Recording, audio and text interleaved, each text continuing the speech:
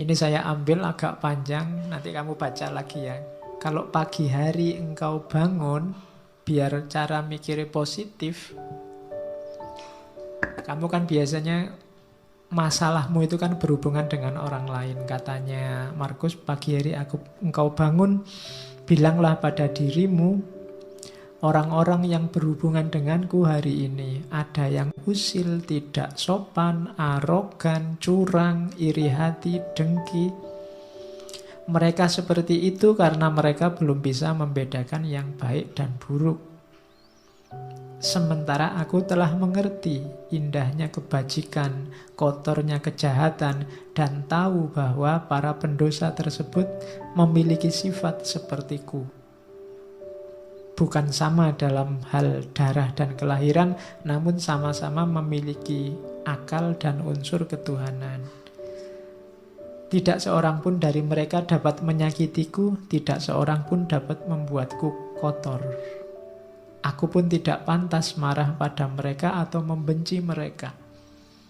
Kami dilahirkan untuk bekerja sama seperti kaki, tangan, dan mata, sebagaimana dua baris gigi atas dan bawah. Saling menghalangi itu tidak alami. Demikian pula saling marah dan saling membelakangi. Itu nanti hidupmu nyaman. Akan ketemu orang yang bikin kamu mangkel, bikin kamu jengkel, bikin kamu benci, pasti. Tapi ingatlah bahwa mungkin kejelekan yang mereka lakukan itu karena mereka tidak sadar. Sementara kamu sekarang sadar. Dan diingat juga bahwa orang lain itu punya kualifikasi sama persis kayak dirimu, yang tidak pantas untuk kamu benci. Dan jangan takut, mereka tidak akan bisa membuatmu kotor kalau kamu sendiri tidak mengotori jiwamu. Nah, ini nanti kamu jadi mantap. Kalau ini nanti panjang, kamu baca lagi. Kalau kamu pagi hari bangun kok males, kamu baca ini. Saat fajar terbit, saat engkau malas bangun, katakan pada dirimu, aku harus bekerja sebagai manusia. Aku harus menawar apa lagi untuk bekerja, sebagaimana tugas kelahiranku. Ayo bangun, kan maunya itu, kerjalah. Tanyakan pada dirimu, kalau masih nggak mau bangun, apakah tujuanku diciptakan itu untuk ini, meringkuk di bawah selimut dan mereguk kehangatan. Nah, terus kan kamu tetap bisa jawab, tapi kan nikmat, namun betapa nikmat seperti ini. Ditanya lagi sama Markus, jadi engkau lahir untuk mencari kenikmatan, bukan untuk bertindak dan mencari pengalaman. Tidakkah engkau lihat tanaman, burung, semut, laba-laba, lebah, semua menjalankan tugasnya, membuat harmoni dunia terjaga sekuat mereka bisa. Mengapa engkau tidak segera menjalankan tuntutan alamiahmu? Terus kamu jawab lagi, tapi kan bukankah orang itu harus istirahat, ada tidurnya juga? Jawabnya Markus, setuju. Namun alam memberi batas untuk itu, sebagaimana dengan makan dan minum. Dan engkau telah melampaui batas. Ini sudah jam 9. Ya. Ya. Ndak ono jam 9. Engkau telah berlebih dalam istirahat, namun kurang dalam bekerja. Engkau tidak cukup mencintai dirimu. Engkau tidak mencintai sifat alamimu dan tugasmu. Orang yang mencintai tugasnya, mengabdikan diri dan menjalankannya, bahkan kadang sampai lupa makan dan mandi. Sementara kamu lupa tugasmu gara-gara tidur.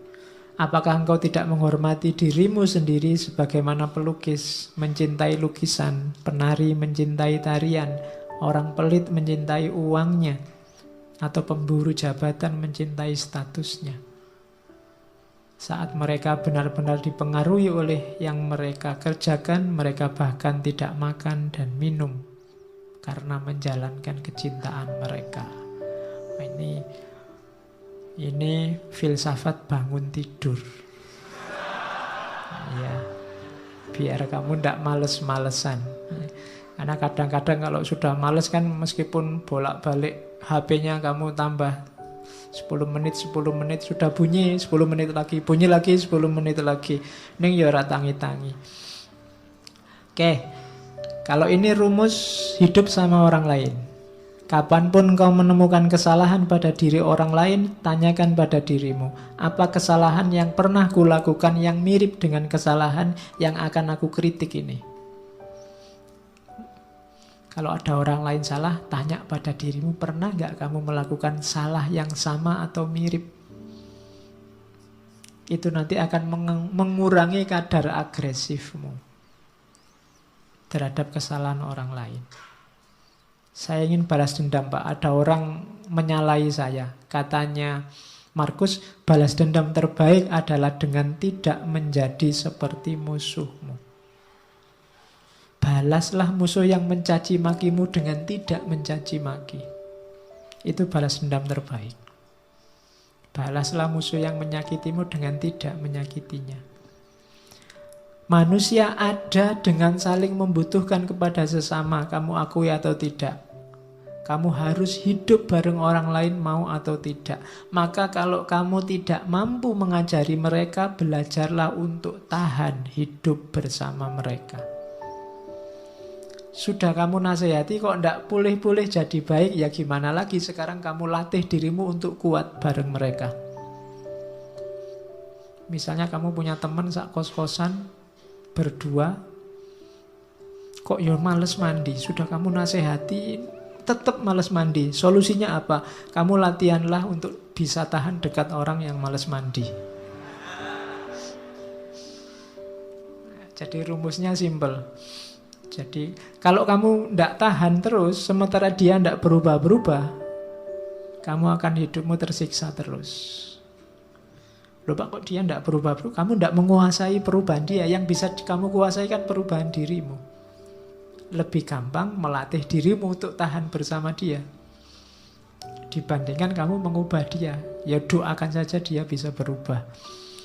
Tapi kalau tidak, kamu kuat hidup bersamanya.